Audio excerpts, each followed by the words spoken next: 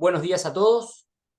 Vamos a continuar con la etapa técnica del concurso número 228, que está destinado a cubrir dos cargos de jueces de impugnación con competencia en todo el territorio de la provincia. Vamos a presentar nuevamente a los doctores integrantes de este jurado, al doctor Javier de la Fuente y al doctor Federico Sommer. Bueno, nuevamente bienvenido, doctor Macaño. Bueno, Como usted sabe, va a tener sus 15 minutos para exponer el tema que ha elegido.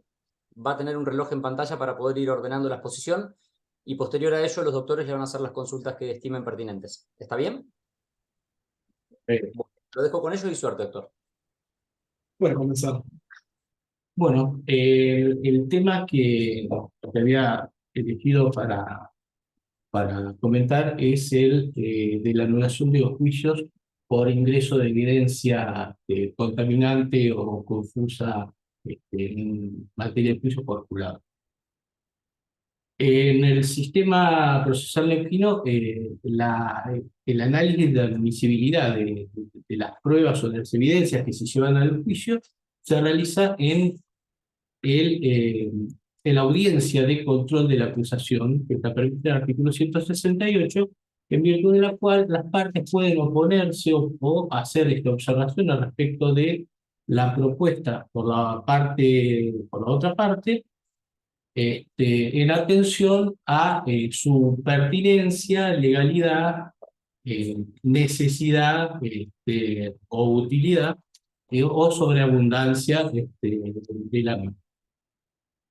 El rigor no tiene previsto el Código Procesal Neuquino un supuesto respecto de prueba confusa o contaminante específicamente, pero puede darse que en el marco de esta audiencia de control de acusación, alguna de las partes controvierte el ingreso de estas evidencias para el juicio oral. Hay dos momentos donde pueden plantearse esta discusión, que es, como decía, en el control de la acusación, o sea, previo al juicio, y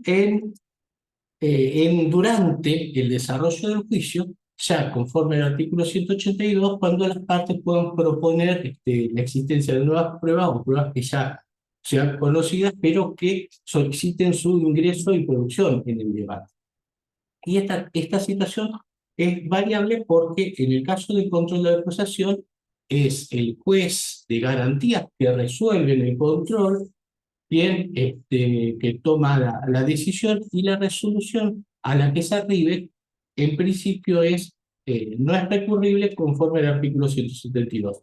En cambio, en el artículo 182, que regula la misma situación en el marco del desarrollo del debate, ya la situación varía porque corresponde la interposición de una revocatoria en los términos del artículo 228, que hace las veces, ante su negativa, hace las veces de reserva de recurrir a través de la impugnación. Ahora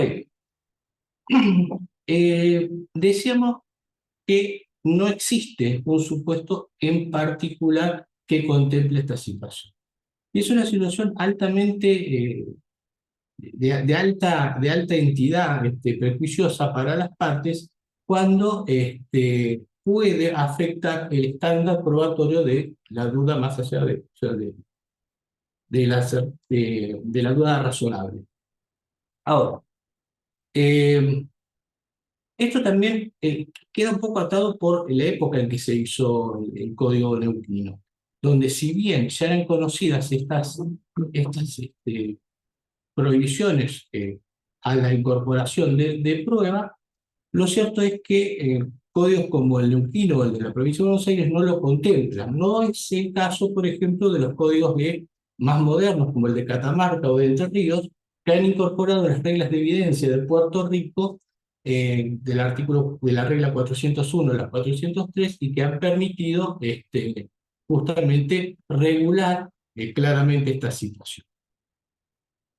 En principio, toda prueba que sea pertinente, es decir, que tenga la posibilidad de demostrar directa o indirectamente una de las proposiciones fácticas o jurídicas de la teoría del caso de la parte proponente, es en principio admisible, pero esto es una condición, la pertinencia, pero no es suficiente para que ellos se asistan.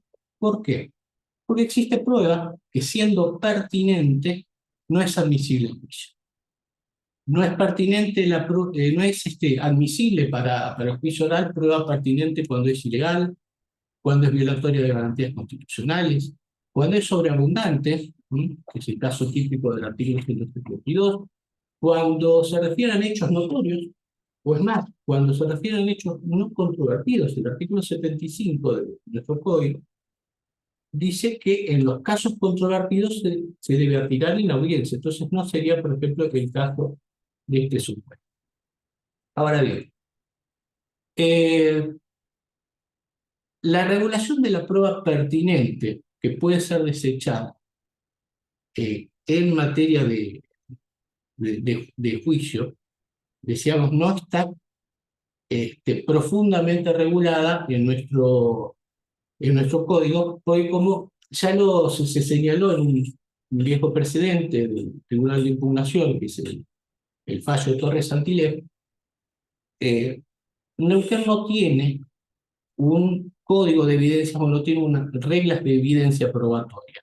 No obstante lo cual, los señores jueces y juezas, previo a la deliberación de los jurados, recomiendan o les explican formas de proceder que tienen justamente que ver con la valoración de prueba y de valoración de estas evidencias.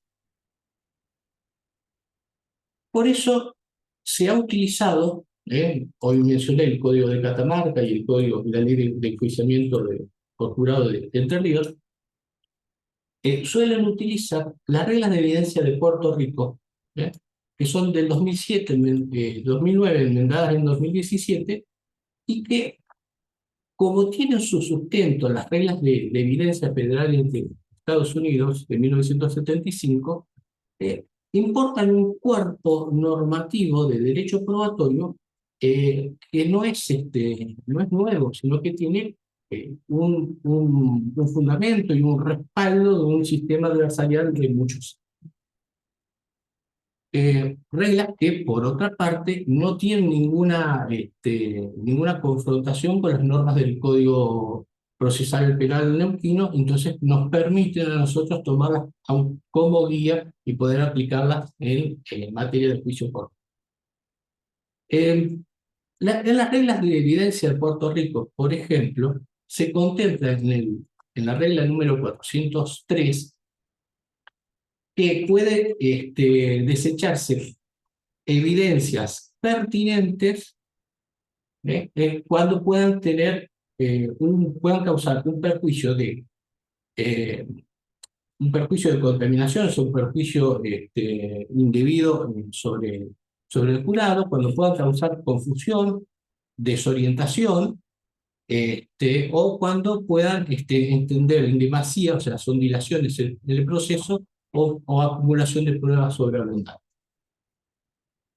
El riesgo de causar un perjuicio indebido, que es el primer supuesto al que he de referirme, se tratan de evidencias donde supera digamos, la posibilidad de que el jurado se guíe en la decisión o en la deliberación o con base en emociones, es decir, es mayor el peso de la subjetividad que trae la evidencia que el valor probatorio. O sea, en esos casos se atentan sobre dos cuestiones que son fundamentales.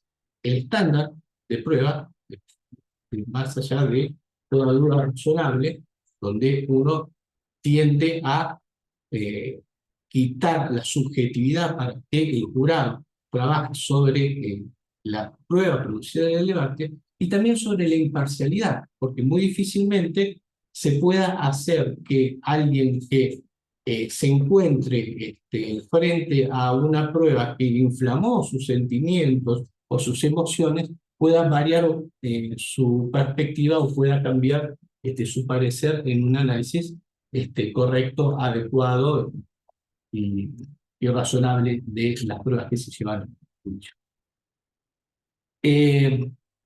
Por ejemplo, el caso de presentar en el juicio las fotografías o los videos de una autopsia. Esto puede inflamar al jurado, que pueda llevar a que decidan sobre la base de esa percepción o ese horror que causan esas fotografías o lo que eh, ha generado en sus emociones, más allá de las distintas pruebas, distintos medios de prueba que se presenten en el caso. En el caso de esto, como decíamos, afecta no solo el estándar de prueba, por implicar el ingreso de todas las cuestiones emocionales, hacer que esto prime sobre la prueba, sino también la imparcialidad del jurado. Ahora, por otro lado, también hay prueba que debe ser desechada cuando es confusa.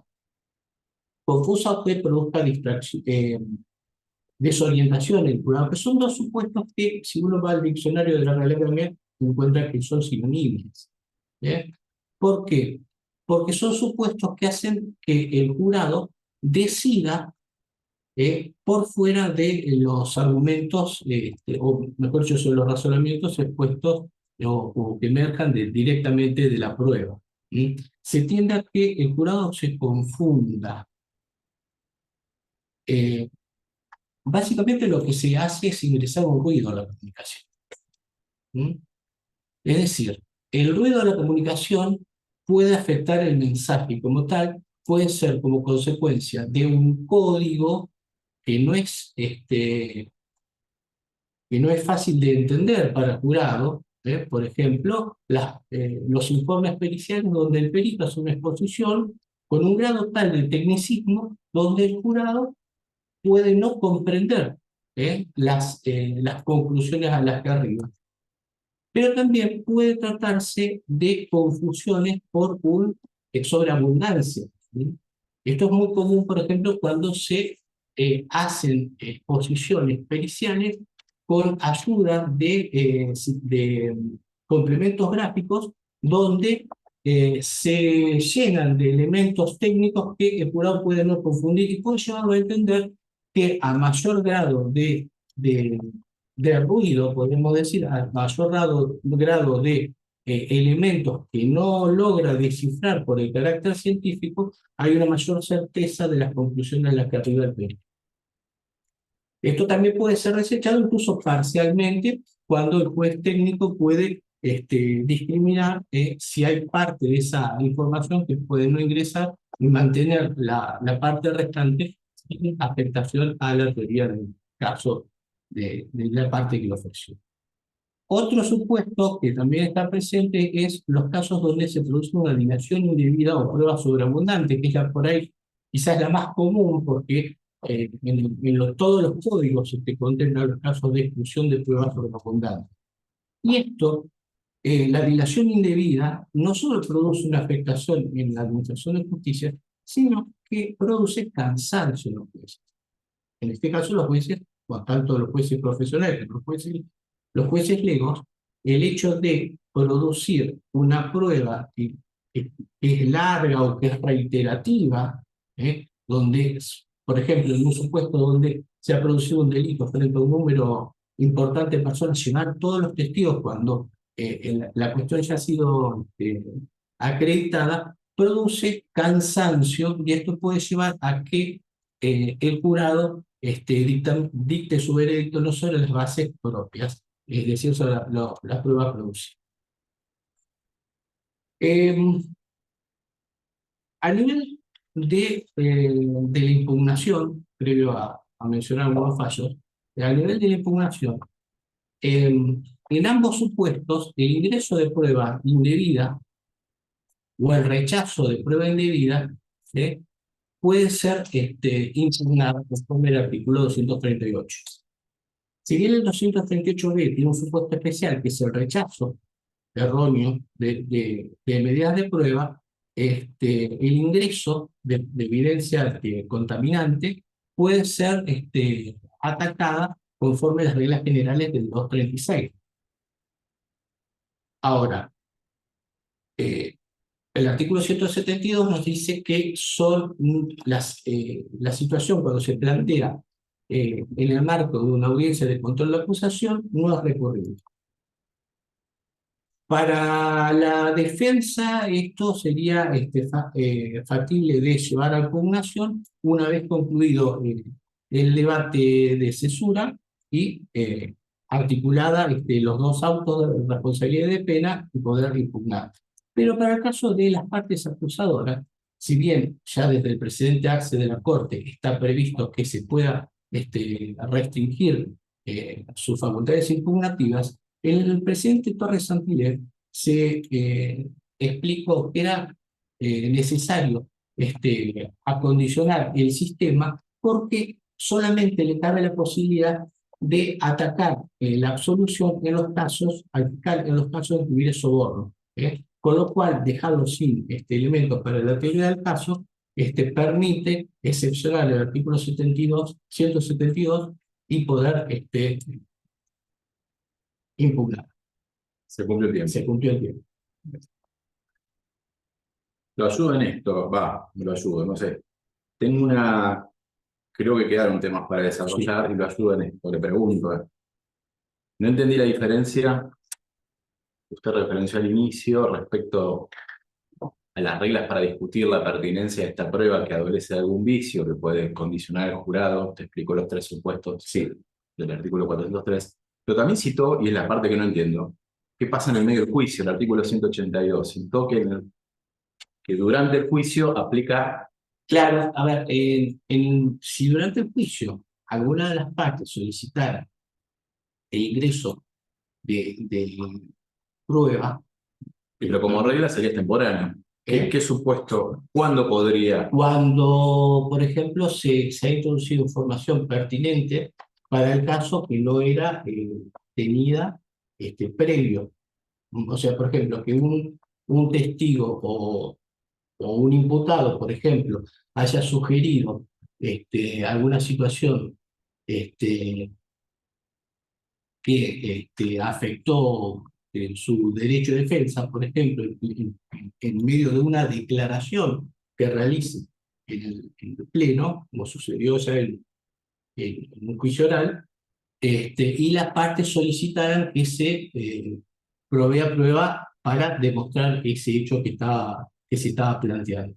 Quizás no hace al objeto preciso, pero sí a una circunstancia eh, que afectaría al respecto de la decisión de los jurados. ¿Y qué pasa si esa prueba que se ofrece producir en la instancia de juicio ante un juez técnico que dirige un jurado popular reúne estas características que dijo usted de prueba eventualmente que puede generar un perjuicio indebido? ¿Quién resuelve? El juez técnico. ¿Y cómo y Sí. poniéndose como juez de impugnación, qué hacemos?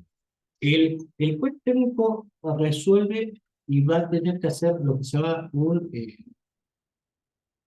va a ser un análisis de intereses, un examen de la prueba para analizar si la prueba es necesaria para probar la proposición fáctica y si no existe ninguna otra fuente de conocimiento, en esto es muy similar al presidente Franco Mano de la Corte, si no existe una fuente de conocimiento que pueda llevar, acreditar el mismo hecho en los juicios. Entonces, si existe otro elemento, debe excluirse la prueba.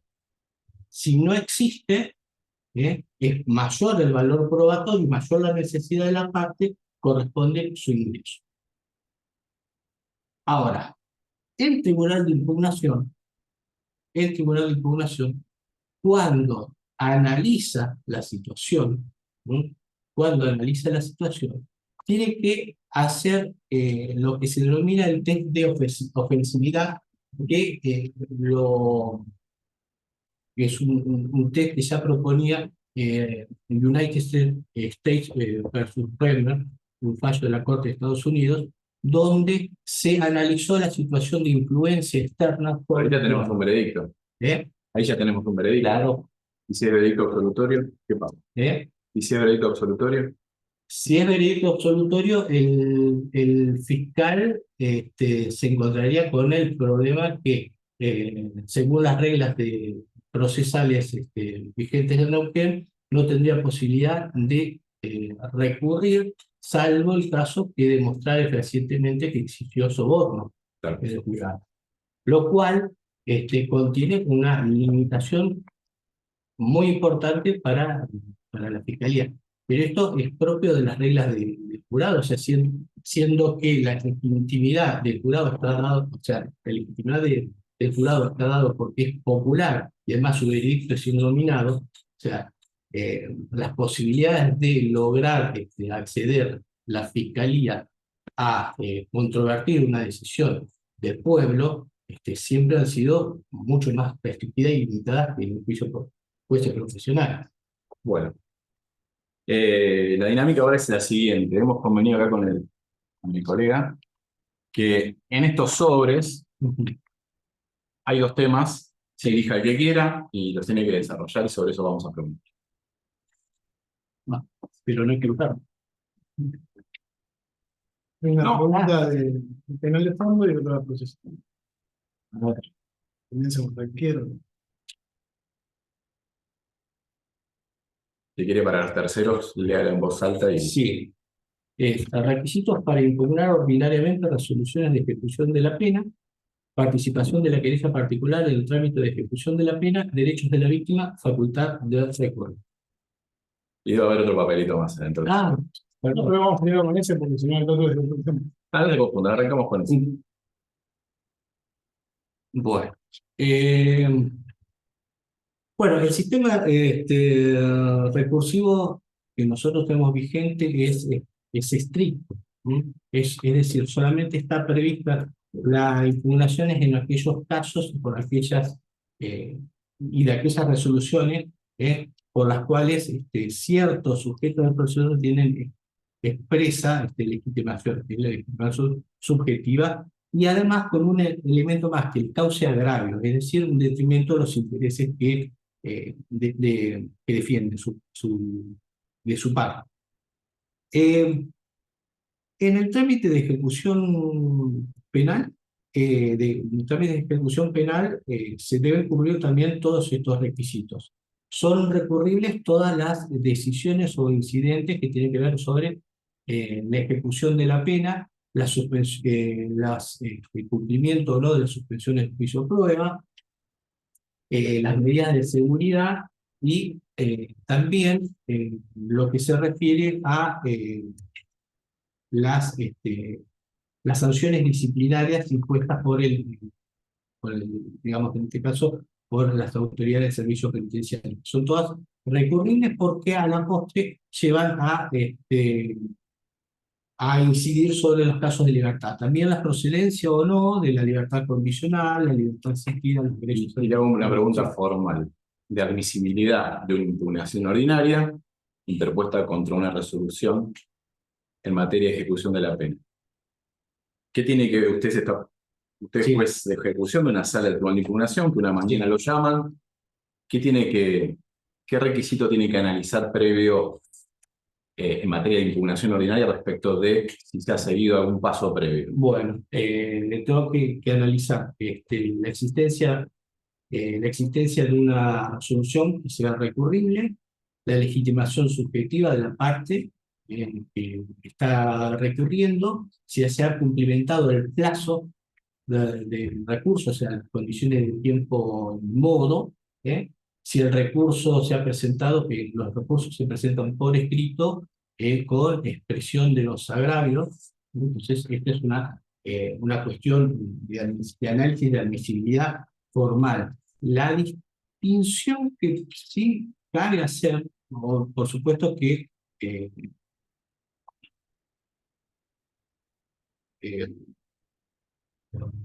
no es lo mismo cuando la persona está privada de libertad o cuando interpone un recurso in pauperis, porque las exigencias de admisibilidad del recurso respecto de una persona privada de su libertad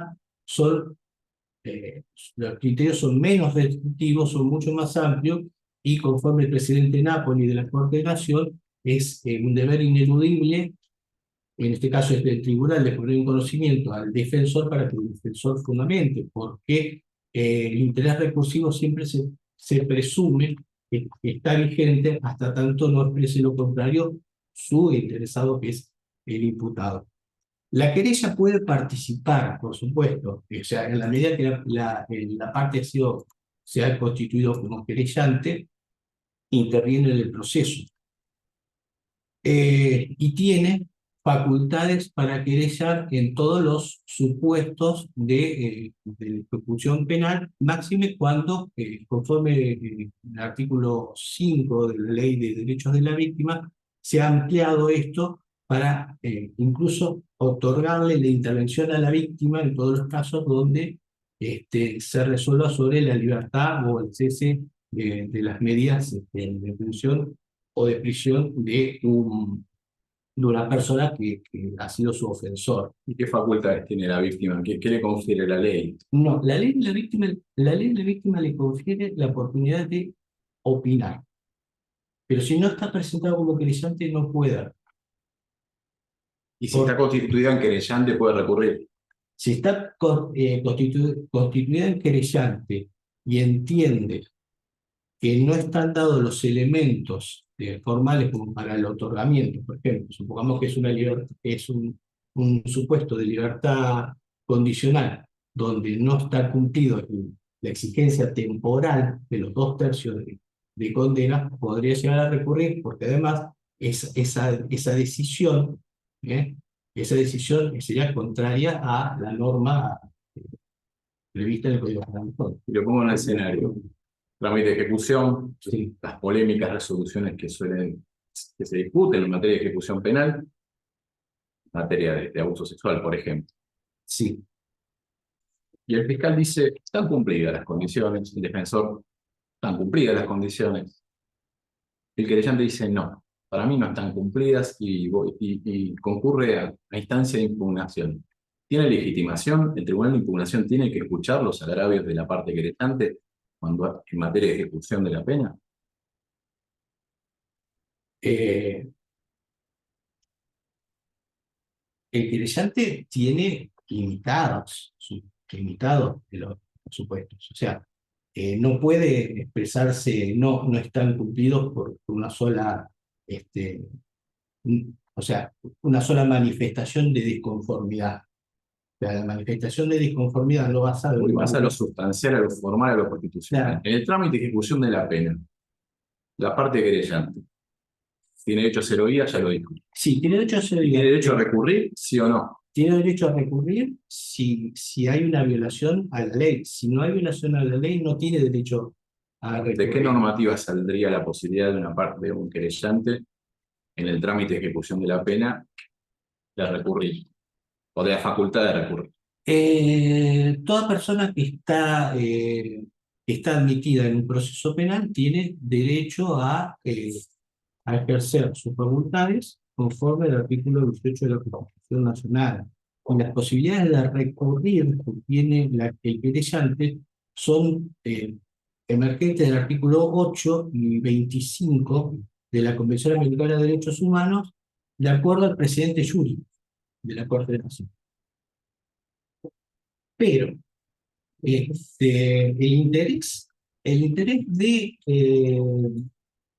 del querellante como víctima constituida en parte del proceso, en la búsqueda de una sanción penal, concluye con la sanción penal y el cumplimiento de esa sanción penal. Las modalidades en que se desarrolla el cumplimiento de esa sanción penal son cuestiones que ya no son atinentes a la víctima. La víctima a lo sumo tiene la posibilidad de pedir medidas que no son medidas cautelares, conforme en este caso, por la ley, en los casos de víctimas de violencia de género. Pero no tiene, a mi entender, ningún tipo de interés que sobrepase la imposición de la sanción penal, que es lo que se busca. El otro ejemplo, sí. Porque recién habías puesto que en base a la ley de víctimas sí tiene derecho a ser oído en Sí. de ejecución, y hay otro artículo que es importante de la ley 24660 que regula esa cuestión. que tiene que ver con el derecho a la víctima a ser oída, ¿no es cierto? Sí, Y ser consultada. a ser consultada, por eso, pero tiene que manifestar su voluntad de si quiere ser consultada o no. Supongamos que sí, manifestó su voluntad. Sí, Entonces puede tener un interés la víctima en que su posición sea considerada al momento de resolver el determinado régimen. Por ejemplo, sí, pero no es vinculante. bien, está bien. La pregunta es, ¿qué significa el derecho a ser oída? ¿Cuál es el alcance de ese derecho constitucional, ¿no? Sí, Que usted mismo hizo referencia a que surge de las convenciones internacionales de derechos humanos, que incluso fue reconocido por la Corte de Fallo Yuri, ¿no? sí. ¿Cuál es el alcance de ese principio? El alcance es que poder expresar su opinión y que su opinión sea tenida en consideración al momento de resolver.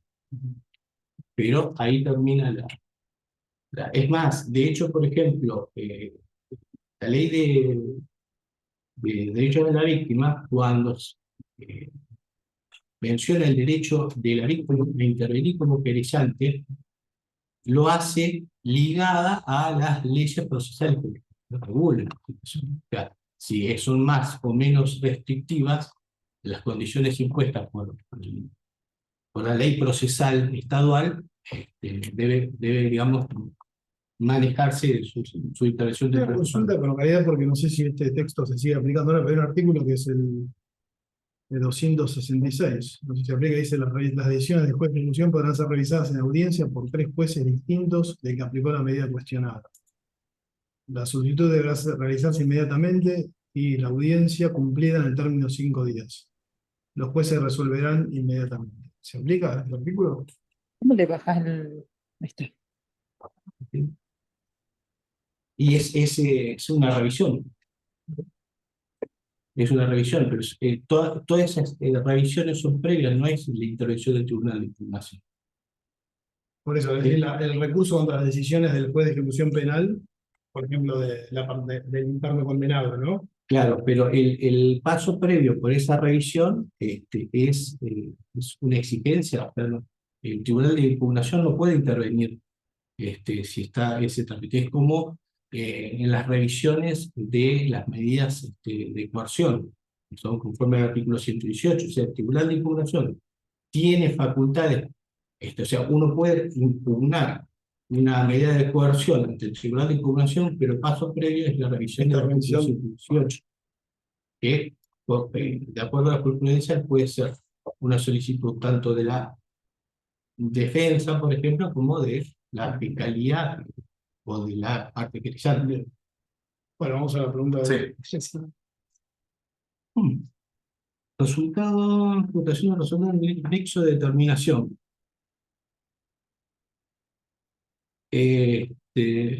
Bueno, en los casos de imputación, de resultados, bueno, como en todo supuesto, las reglas de imputación rigen a partir de la producción de un riesgo prohibido o una ampliación de un riesgo permitido que debe desencadenarse o debe concretarse en un resultado. En el caso de los delitos imprudentes, el resultado es un elemento del tipo.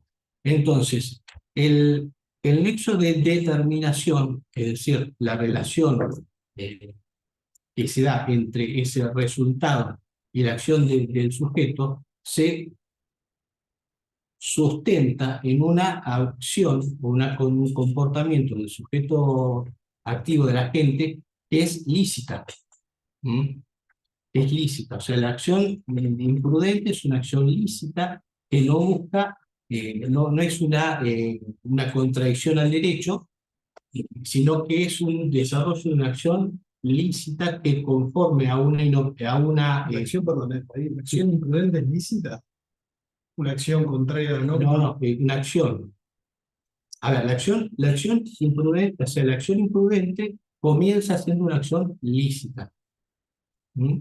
Comienza siendo un comportamiento ilícito ¿O no? que debido a una inobservancia de una norma de deber de cuidado, produce un resultado lesivo a un bien jurídico. Sí. Bien. O sea, ahora sí, lo que quiere expresar es que se puede cometer un delito imprudente en el marco de una actuación lícita, que en principio es lícita. Eso. Claro, por ejemplo, Puede haber una actividad imprudente que sea ilícita de entrada, digamos, que sea contraria a la norma de entrada. claro, pero se inicia, se inicia porque la violación del deber de cuidado comienza antes de ejecutar la conducta. Yo conduzco un automóvil, es una conducta lícita. O sea, Sí, depende. ahora Sí. paso a el semáforo rojo, ahí Claro, tengo pero que... si yo conozco Ahora, algo de si yo... licencia, por ejemplo, Claro, no es ilícita de entrada. sí, administrativamente ilícito, o yo subo borracho, Por eso. ahí tengo una violación del... Pero bueno, sí, pero digamos, ¿qué criterios dogmáticos, digamos, cómo se responde a esta cuestión de en qué casos el resultado es imputable a ese actuar contrario a la norma, ese actuar imprudente? Bueno, el resultado imprudente es imputable cuando el sujeto digamos, la violación de la norma de deber de cuidado se concretó en ese resultado. Y cuando no pueda ser excluido por otras situaciones, como ser la, eh, la intervención de una víctima, ¿m? Es decir, lo que sea una autopuesta en peligro de la víctima, es decir, que el suceso o el resultado dañoso pueda ser explicado solamente sobre la base de la intervención de la víctima. Entonces, por ejemplo, en el caso, volviendo al ejemplo, estamos diciendo del automóvil, si hay un suicida y se me tira adelante, por más que yo vaya cumpliendo correctamente las reglas de tránsito, el resultado es atribuible solamente a la víctima. También puede ser excluido en los supuestos de principio de confianza. Es decir, en aquellos tipos de actividades llevadas a cabo por un conjunto de personas donde uno desarrolla una actividad en la expectativa que el otro va a cumplir adecuadamente las reglas que rigen esa actividad. Entonces, en la medida en que yo produzca un resultado dañoso, pero esto ha sido en el marco de ese principio de confianza, quedaría excluido, salvo que la persona, digamos, el observador pueda determinar que ese principio de confianza ha cesado, en virtud de un conocimiento previo de que la persona no va a cumplir con, eh, con el rol o con Pero el principio de confianza, en realidad, la solución dogmática mayoritaria lo considera como un parámetro para determinar si existió o no existió el primer requisito de la imputación, la impresión de deber de cuidado, no tanto la imputación postulada. Pero bueno, hay, digamos, diversas fórmulas que se han dado para responder a esta pregunta de cuándo se puede imputar o no el resultado, ¿no?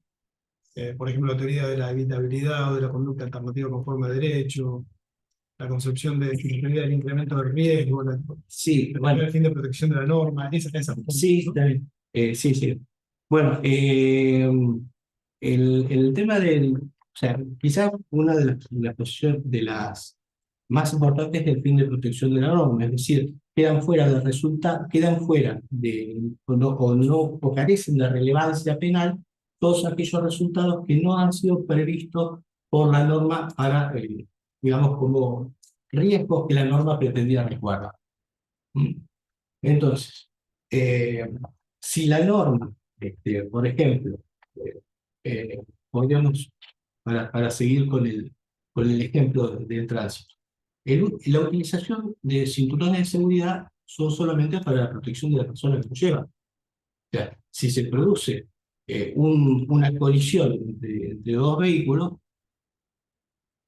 no puede serle atribuido al otro conductor los daños producidos por no llevar puesto el cinturón de seguridad, porque el cinturón de seguridad es para los propios daños. Es como, y eso es justamente lo que se refiere con el fin de protección de la norma, son aquellos eh, peligros o resultados que el legislador ha tenido en consideración al momento de dictar la norma penal.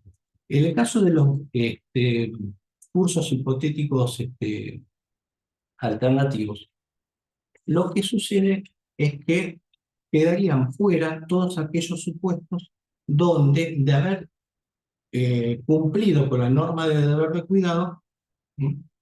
De haber cumplido con la norma de deber de cuidado, el resultado no se hubiese producido con certeza, ¿sí? Es decir, sí, el ejemplo clásico que suele ponerse y es el caso de los pelos de cabra, de los pinceles que habían comprado de pelos de cabra y que el fabricante no había desinfectado. Entonces, en el caso particular se advirtió que el desinfectante no iba a salvaguardar a las operarias que se habían enfermado porque no estaba pensado para ese tipo de enfermedad. Entonces, si hubiese cumplido con su deber de desinfectar, de todos modos, el resultado que hubiese producido.